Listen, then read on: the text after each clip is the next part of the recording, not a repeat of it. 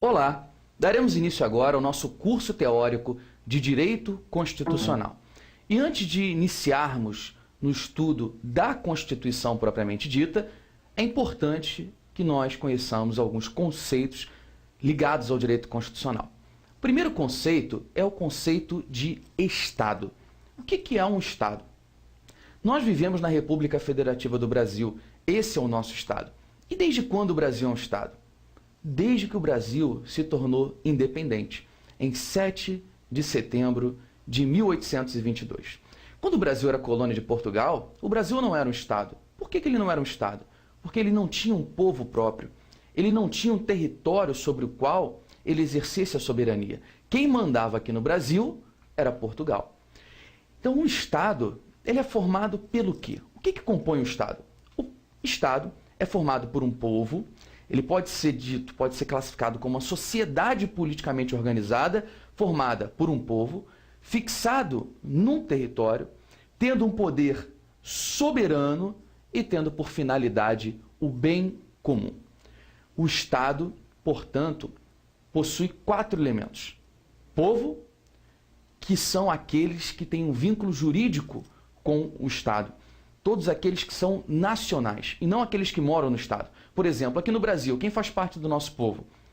Todo mundo que mora no Brasil? Não. Só os brasileiros, tanto natos quanto naturalizados. Então o povo é o elemento humano do Estado, composto por todos aqueles que têm um vínculo jurídico da nacionalidade com o Estado brasileiro. O Estado tem como outro elemento o território, que é a área sobre a qual o Estado exerce a sua soberania, que é a área que a gente vê no mapa mundial, onde está ali o Brasil. Então a República Federativa do Brasil é um Estado, porque tem o seu próprio povo, que são os brasileiros, estejam eles no Brasil ou fora, continuarão fazendo parte do nosso povo, porque tem o seu território e porque exerce soberania sobre esse território. Esse poder político soberano, esse poder soberano, essa soberania é um elemento importante do Estado. Então o terceiro elemento, poder soberano, governo soberano, soberania, qualquer um desses termos está correto em prova. Alguns autores só citam esses 3 elementos, povo, território e poder soberano. Mas alguns autores mais modernos citam um 4º elemento integrante do Estado, que é chamado de elemento teleológico, porque é um elemento finalístico, está ligado ao fim do Estado. Qual é o fim do Estado? O bem comum. Então nós temos o bem comum como o 4º elemento do Estado, a finalidade do Estado, que é o bem das pessoas que convivem nessa sociedade. Então podemos dizer que o Estado é uma sociedade politicamente organizada. E como é que é a organização dessa sociedade, como é que é a estrutura dela? Ela é formada por um povo fixado num determinado território, tendo um poder soberano, independente e tendo por finalidade o bem comum. O que significa esse poder soberano? O poder soberano do Estado, ele deve ser visualizado sobre um duplo aspecto. Um aspecto externo e um aspecto interno. No aspecto externo, esse poder soberano significa independência. Então nós temos aqui uma representatividade do nosso Estado. O povo, fixado no nosso território e tendo um poder soberano. No aspecto externo, significa independência. Quer dizer que o Estado brasileiro não está subordinado a nenhum governo estrangeiro, a nenhum Estado estrangeiro. O Brasil é independente internacionalmente. Então a independência do Brasil decorre da soberania. E já no âmbito interno, quem é titular dessa soberania é o povo. O fato de se dizer que o Estado brasileiro é soberano internamente quer dizer que todo o poder vem do próprio Estado, ninguém manda dentro desse Estado a não ser o próprio Estado, e quem é que representa esse Estado? Quem é que exerce o poder dentro desse Estado? É o povo. O elemento que detém o poder é o povo. Só que o povo não tem como exercer esse poder diretamente o tempo todo. Então o que acontece? Esse povo escolhe representantes e esses representantes, em nome do povo, vão estruturar e organizar esse Estado. E a norma fundamental que vai estruturar e organizar esse Estado é a Constituição. E aí a importância da Constituição dentro do Estado. O Estado ele tem um poder soberano, que é o poder do povo internamente. Esse povo escolhe representantes, que em nome desse povo vão elaborar a Constituição como norma fundamental e suprema desse Estado, e essa Constituição vai dizer que para o Estado desempenhar as suas funções, ele vai ter que ter 3 poderes. Então, as funções do poder soberano do Estado internamente são desempenhadas basicamente por três poderes: legislativo, executivo e judiciário, que exercem as três funções básicas do Estado: de elaborar as leis, de julgar, aplicando a lei no caso concreto, e de administrar, executar. Ok? Então, Estado, ele é composto por um povo, fixado num território, tendo um poder soberano, que significa independência internacional e poder político supremo internamente. Esse poder político supremo no âmbito interno significa que, por uma representação popular, o Estado, os seus governantes, vão receber um poder do povo para, em nome do povo, impor a ordem, a justiça, impor a lei. Muitas vezes, independentemente da vontade individual de cada um. Então, o Estado, ele dispõe do poder de império. Ele pode impor a lei, impor a justiça, impor a ordem, restringindo muitas vezes interesses e liberdades individuais em prol do bem-estar da coletividade, em prol do elemento finalístico do Estado, que é o bem comum. E dentro do Estado existem vários outros poderes. Nós podemos falar no poder paralelo. E o que seria o poder paralelo? O poder dos traficantes, dos bandidos, o poder da imprensa, o poder da mídia. Podemos falar no pátrio poder, que é o poder que os pais têm em relação aos filhos. Existem diversos poderes na nossa sociedade, o poder dos banqueiros, dos empresários, mas nenhum poder é maior do que o poder do Estado. Nenhum poder se sobrepõe ao poder do Estado, porque o Estado é soberano. E soberania significa um poder político maior, ilimitado. Ok? Então, é isso. Estado. Esse Estado precisa de uma estruturação, de uma organização. E para isso vem o direito. Qual é o papel do direito dentro do Estado? O direito vai estabelecer regras, normas de conduta para os indivíduos, vai estabelecer normas de estruturação dos órgãos, e ele é extremamente importante para que haja uma organização dentro dessa sociedade. Uma sociedade sem direito, sem regras, sem normas, é uma desordem. Vai ser totalmente desestruturada. Então, se a gente fala que o Estado é a sociedade politicamente organizada, para que haja essa organização política da sociedade, é necessária a existência do direito. O direito vai ser constituído pelo conjunto de normas elaboradas pelo Estado, tendo em vista o bem-estar da coletividade. Então, a gente pode dizer que o direito é o regramento da conduta através de normas cuja imposição é feita pelo Estado e por este assegurado o cumprimento. Essas normas visam possibilitar a convivência das pessoas em sociedade. Então, exatamente isso que eu disse para vocês está no material de apoio. E essas normas vão impor limites aos nossos interesses e liberdades individuais em prol do bem-estar coletivo. Essas normas emanadas do Estado são chamadas de normas jurídicas. Então, sempre que eu ouvir falar em norma jurídica, é uma norma emanada do Estado em razão do seu poder de império. Direito, portanto, é o conjunto de normas jurídicas para viabilizar a vida em sociedade. Essas normas jurídicas vão tratar tanto das relações entre o Estado e os indivíduos, quanto a relação entre indivíduo e indivíduo. Então, o Estado, ele dispõe do poder de criar normas, regras, para regular a relação dele em relação a nós, onde o Estado está numa posição de superioridade, soberania, e também para regular a relação entre indivíduos que estão em pé de igualdade. Por isso, o direito aplica-se tanto nas relações verticais quanto nas relações horizontais. O direito, portanto, é essencial para uma sociedade. E para a sociedade, não temos como falar que existe uma sociedade sem que haja o direito. Então, sem direito não há sociedade e sem sociedade não há direito. Ditado famoso do direito romano. Ok? Então, esse é o papel importante do direito na nossa sociedade. E o direito constitucional? Que vem a ser o direito constitucional? Ora, se o povo escolhe representantes para fazer uma norma fundamental do Estado, e essa norma é chamada de Constituição, e a partir dela surgirão todas as outras leis do nosso Estado, o direito constitucional é aquele responsável pela estruturação e organização do Estado, pelas normas fundamentais do Estado. É a base de todas as leis do Brasil, de todos os outros ramos do direito. Então, representando isso numa árvore, O direito, ele é uma coisa só, ele é uno, é indivisível. Mas, didaticamente, nós temos o direito constitucional como responsável por estudar a estrutura básica do Estado. O direito constitucional vai tratar da estruturação e organização do Estado e dos seus elementos, povo, território, poder soberano e finalidade. Estruturando, organizando o Estado e possibilitando a existência de outras leis.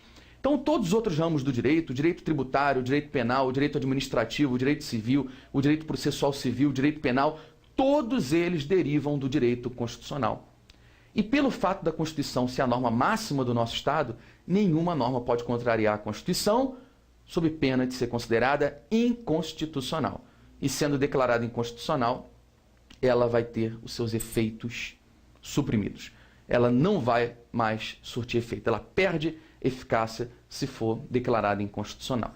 Então, sempre que você for estudar o direito, você tem que ter como base o direito constitucional. Não pode, jamais, um professor de direito penal, de direito civil, de direito tributário, de direito previdenciário, dar aula dessas matérias sem ter a base da Constituição.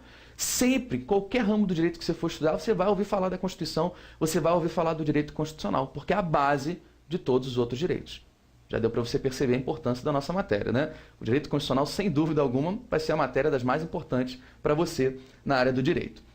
Aqui eu coloquei alguns conceitos que você pode dar uma lida em casa, não é relevante para efeitos de prova, é mais para você ter alguma coisa escrita em relação aos conceitos do direito constitucional. E a Constituição Federal é a norma fundamental e suprema do nosso Estado. O nome completo dela é Constituição da República Federativa do Brasil, a nossa atual Constituição de 1988. Como que a gente pode classificar, como que a gente pode conceituar essa Constituição? A Constituição Federal é a norma fundamental e suprema do Estado.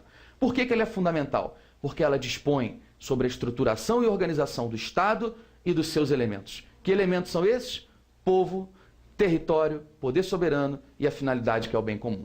A Constituição tem um papel muito importante: limitar o poder estatal para que este não cometa abusos, dividindo as funções do Estado entre legislativo, executivo e judiciário. Então, a separação de poderes, a limitação do poder estatal é um ponto essencial na Constituição. A proteção aos direitos e garantias fundamentais do povo. Esses dois pontos são elementares, essenciais numa Constituição Federal. E a nossa Constituição, ela faz isso, ela estrutura e organiza o nosso Estado, dispondo sobre pontos essenciais para esse Estado. Como, por exemplo, aqui no item 1, formação dos poderes públicos. Que poderes são esses que a Constituição forma? Poder legislativo, executivo e judiciário. Limitação aos poderes públicos. Que limites cada um desses poderes tem? O que eles não podem fazer? Os direitos e garantias dos indivíduos. A forma de governo, que a gente vai ver que é a república. Modo de aquisição e exercício do poder através do voto, do direito de ser votado. Forma de exercício do poder estatal em função do território, se é um Estado unitário ou se é uma federação. No Brasil vamos ver que é uma federação. A repartição de competências entre a União, os Estados, o Distrito Federal e os municípios. A nossa Constituição trata essencialmente desses temas que você tem aí escrito no seu material de apoio. Esse é o papel da Constituição, estruturar e organizar o Estado tratando especialmente desses temas. E por que a gente diz que a nossa Constituição é a norma fundamental e é suprema dentro do nosso Estado? Porque não há norma nenhuma maior do que a Constituição, acima do que a Constituição. No conflito entre a Constituição e qualquer outra norma, prevalece a Constituição Federal. Então, ela é a norma fundamental e suprema do Estado, suprema porque está no topo do ordenamento jurídico nacional e não pode ser contrariada por nenhuma outra norma. E por que a Constituição está no topo? O que faz com que ela esteja no ápice do ordenamento jurídico nacional? É muito simples a ideia. Observe aqui o seguinte: existem constituições de certos países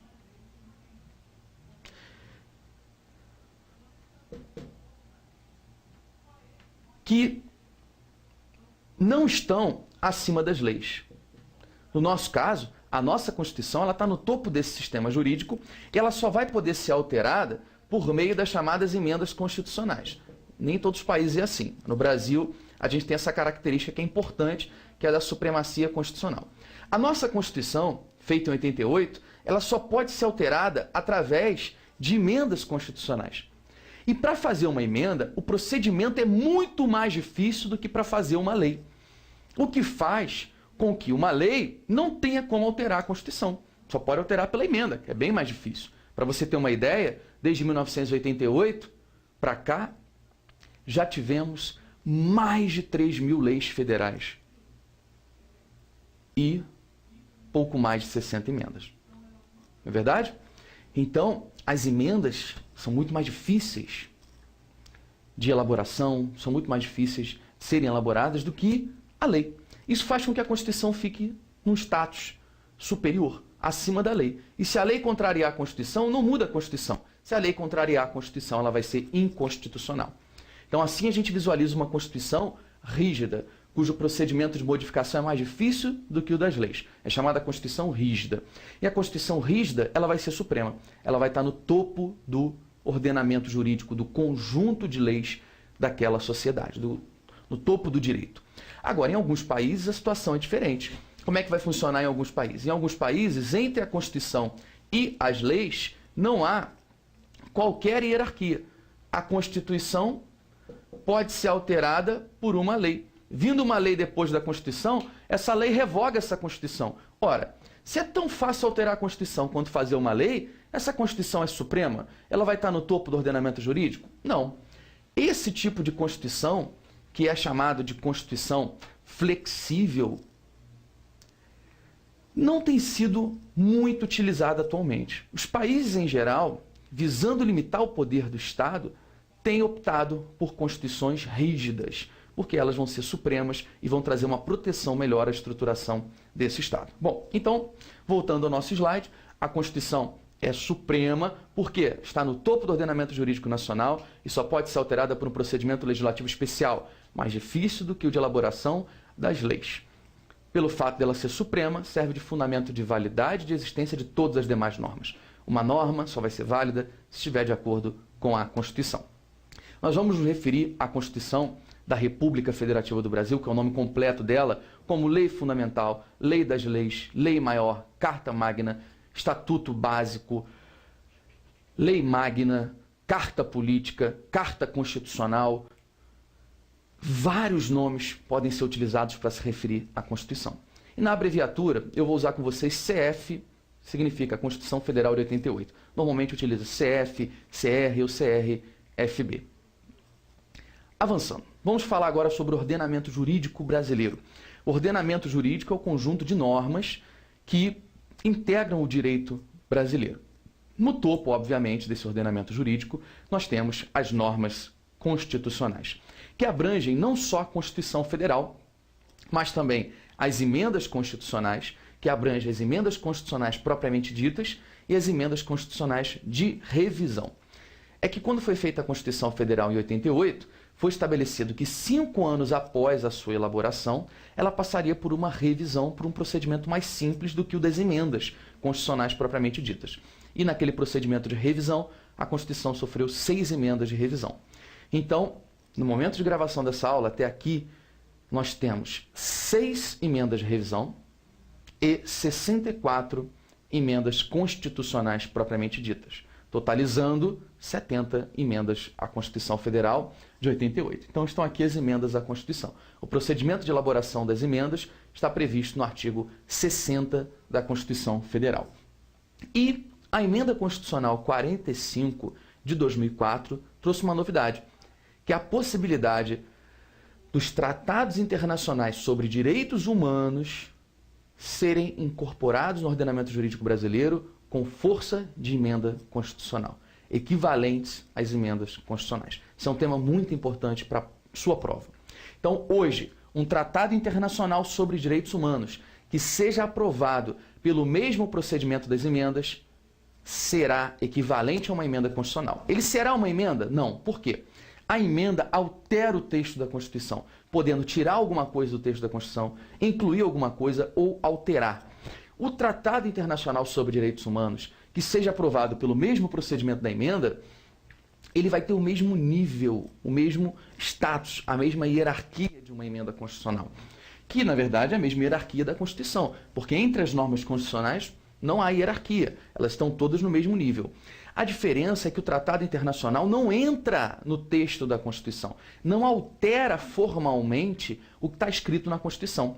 Você teria a Constituição com as alterações das emendas e, no mesmo nível equivalente, os tratados internacionais sobre direitos humanos aprovados com o mesmo procedimento das emendas. ok? Esse procedimento é estudado dentro do processo legislativo constitucional, estudado com profundidade. Agora, basicamente, qual é o procedimento de aprovação de uma emenda? Apresentada a proposta de emenda constitucional, ela vai ter que ser votada em 2 turnos na Câmara dos Deputados e 2 turnos no Senado Federal. Aprovada em cada turno por 3/5 dos membros. Ou seja, vota uma vez na Câmara, aprovou por 3/5. Dá um intervalo de tempo, vota de novo na Câmara, aprova de novo por 3/5 dos membros. Lembrando que 3/5 é igual a 60%. Aprovou na Câmara em 2 turnos, vai para o Senado. No Senado, vota, aprova por 3/5. Dá um intervalo de tempo. Depois vota de novo, aprova de novo por 3/5. Se a proposta de emenda é aprovada na Câmara e no Senado em 2 turnos e por 3/5, a emenda está aprovada. Se um tratado internacional, que é um acordo celebrado entre Brasil e um governo estrangeiro, for trazido para o Brasil e o Congresso aprovar pelo mesmo procedimento da emenda, ou seja, em cada casa do Congresso Nacional, Câmara e Senado, em 2 turnos e por 3/5, esse tratado internacional terá força de emenda. Será uma norma constitucional. Então, no topo do ordenamento jurídico, nós temos as normas constitucionais. Todas as normas que estão abaixo das normas constitucionais são chamadas normas infraconstitucionais. Infra, por quê? Infra da ideia de inferioridade. São as normas que estão abaixo da nossa Constituição. E quais são elas? As normas supralegais, as normas legais e as normas infralegais. Todas essas vão integrar o nosso ordenamento jurídico como normas infraconstitucionais. Bom, primeiro eu vou falar sobre as normas legais e as infralegais e, por último, vamos falar sobre as supralegais. As normas ditas legais são aquelas que podem criar direitos e obrigações para os indivíduos. São aquelas que buscam seu fundamento de validade e de existência diretamente na Constituição Federal. Então, norma legal. Você já deve ter ouvido dizer que ninguém será obrigado a fazer ou deixar de fazer alguma coisa, senão em virtude de lei. Então, quando a gente fala em lei no sentido amplo, a gente está se referindo a uma norma legal ou a uma norma superior à norma legal. Então, aqui estão situadas as leis, no sentido geral. Normas legais e superiores. Porque as que estão abaixo das normas legais, vejam o nome, infralegais, não podem criar direitos e obrigações, porque elas só servem para explicar as normas legais. São normas de regulamentação, de explicação. Visam regulamentar ou dar executoriedade às normas legais. Já as normas legais, essas podem criar direitos e obrigações, essas podem impor comandos, sim, sem dúvida alguma. E são as leis que regem, em geral, a vida em sociedade. A lei penal, a lei civil, a lei tributária. Essas normas são o quê? Normas legais. As normas legais abrangem as leis complementares, as leis ordinárias, leis delegadas, medidas provisórias, decretos legislativos, resoluções e decretos autônomos. Todas essas são normas primárias, buscam seu fundamento de validade diretamente na Constituição e têm realmente uma força de lei. A diferença entre elas é estudada no processo legislativo constitucional, que é a parte do artigo 59 ao 69 da Constituição. Por enquanto, basta você saber quais são as normas legais. Leis complementares, leis ordinárias, leis delegadas, medidas provisórias, decretos legislativos e resoluções. Vale apenas aqui uma pequena diferença entre a lei complementar e lei ordinária. Lei complementar, ela só é feita para complementar alguma matéria constitucional. Quando a Constituição expressamente traz um assunto e diz: tal assunto será tratado por lei complementar. A lei complementar estabelecerá isso, aquilo, aquilo outro. A lei complementar, babá. Então, quando a Constituição Federal, de forma expressa, diz que certo assunto, certa matéria, haverá de ser tratada por lei complementar, somente a lei complementar vai poder dispor sobre aquele tema. Agora, todos os demais temas relevantes para a organização da sociedade vão poder ser disciplinados, como regra geral, em lei ordinária. Lei ordinária é lei comum. Quando a Constituição fala, tal tema será tratado na forma da lei, a lei estabelecerá, a lei fixará, basta uma lei ordinária. No processo de elaboração, a diferença é que a lei complementar exige mais votos para aprovação do que a lei ordinária.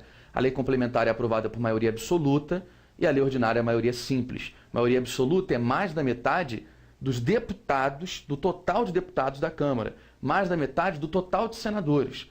enquanto que a maioria simples é mais da metade dos votos, só daqueles que votaram. Então, para ter mais da metade total de membros, é muito mais do que mais da metade daqueles que votaram. Por isso, maioria absoluta e maioria simples ou relativa. Lei complementar aprovada por maioria absoluta, lei ordinária aprovada por maioria simples ou relativa. Mas volto a dizer, vamos ver isso dentro do processo legislativo, que é a parte que realmente estuda esses temas.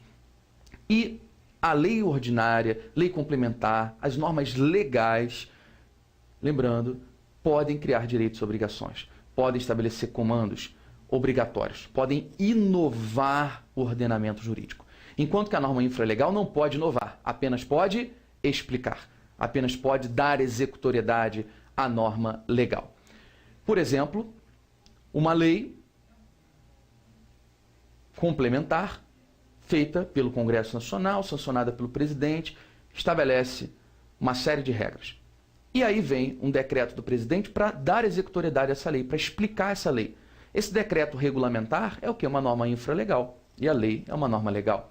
O Código Penal, o Código de Trânsito, entre outras normas, muitas vezes precisam de uma regulamentação. E essa regulamentação vem pela norma infralegal. O Código de Trânsito brasileiro toda hora fala que tal dispositivo vai ser regulamentado pelo CONTRAN, que é o Conselho Nacional de Trânsito, que é quem faz resoluções, não essa resolução, porque essa resolução aqui é a resolução dos três poderes, legislativo, executivo e judiciário, seria uma resolução principalmente do judiciário, tribunais, quando elaboram regimento interno, do Congresso, Câmara, Senado, para atos internos. Agora, resolução administrativa, resolução regulamentar, que seria uma resolução, por exemplo, do Conselho Nacional de Trânsito, é uma norma infralegal.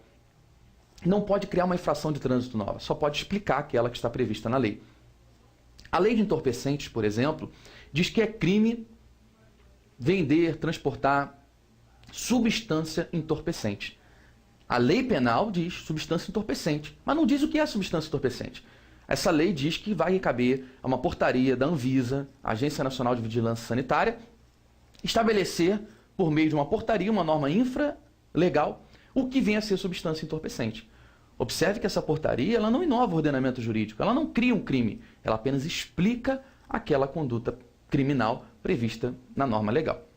Então, a Constituição, sem dúvida alguma, inova o ordenamento jurídico, é a norma inicial, a norma principal, básica. As emendas podem alterar a Constituição inovando o ordenamento jurídico, tratados internacionais com força de emenda também vão inovar o ordenamento jurídico, as normas supralegais vão inovar o ordenamento jurídico e as normas legais também. Já as normas infralegais apenas servem para explicar. E o que tem a ver essa norma supralegal, o que tem a ver esse Tratado Internacional de Direitos Humanos com aquele outro Tratado de Direitos Humanos? Você deve estar se perguntando, olhando no material, ô Rodrigo, não entendi. Aqui você falou de Tratado Internacional sobre Direitos Humanos e aqui também. Por que essa história? É que tem dois procedimentos para aprovação dos tratados internacionais. Um tratado internacional, quando é assinado pelo Brasil, ele tem que ser aprovado internamente pelo Congresso Nacional. Ele pode ser aprovado internamente por um procedimento equivalente ao da lei ordinária ou por um procedimento equivalente ao da emenda. Se o tratado internacional não é sobre direitos humanos, ele vai ser aprovado pelo procedimento equivalente ao da lei ordinária e, portanto, vai ter o mesmo status de uma lei ordinária. Vai ser equivalente a uma lei ordinária. Então, segundo o entendimento do Supremo Tribunal Federal, os tratados internacionais equivalem às leis ordinárias. Essa é a regra. Se o tratado internacional é sobre direitos humanos, e ele é aprovado pelo mesmo procedimento das leis ordinárias, ele não vai ser equivalente à emenda. Ele só vai ser equivalente à emenda se ele for sobre direitos humanos e for aprovado pelo mesmo procedimento de emenda. Então, como é que fica esse tratado que é sobre direitos humanos, mas que foi aprovado pelo mesmo procedimento da lei ordinária? O Supremo Tribunal Federal entendeu que esse tratado, por ser sobre direitos humanos, mas por ter sido aprovado pelo procedimento simples, ele vai ser uma norma supralegal. Ele está acima das normas legais, porém abaixo das normas constitucionais. Então ele é infraconstitucional, está abaixo da Constituição, se contrariar a Constituição é inconstitucional, mas está acima das leis. Se alguma lei contrariar o tratado, essa lei vai ser revogada, vai ser ilegal. Esse tratado sobre direitos humanos, seja ele posterior ou anterior a alguma lei brasileira, revoga aquela lei brasileira, porque ele está acima das leis no Brasil. Para efeito de prova, se cai na prova, tratado internacional equivale a lei ordinária, é regra. Tratado internacional sobre direitos humanos é norma supralegal. Tratado Internacional sobre Direitos Humanos aprovado em cada casa do Congresso em 2 turnos e por 3/5. Emenda constitucional. Se a banca não te disser os detalhes, você não pode adivinhar. Agora, é claro, se ela disser todos os tratados internacionais equivalem a, já está errado. Porque cada tratado, dependendo da situação, vai ter um status diferenciado. Todos os tratados internacionais sobre direitos humanos são equivalentes à emenda? Não, só se for aprovado com procedimento de emenda. Todos os tratados internacionais sobre direitos humanos são normas supralegais? Não, porque se for aprovado com procedimento de emenda, vai ser equivalente à emenda. Agora, todos os tratados internacionais que não são sobre direitos humanos equivalem à lei ordinária? Aí sim. Aí com certeza. Aí estaria certo. Cuidado com esse assunto, porque é tema extremamente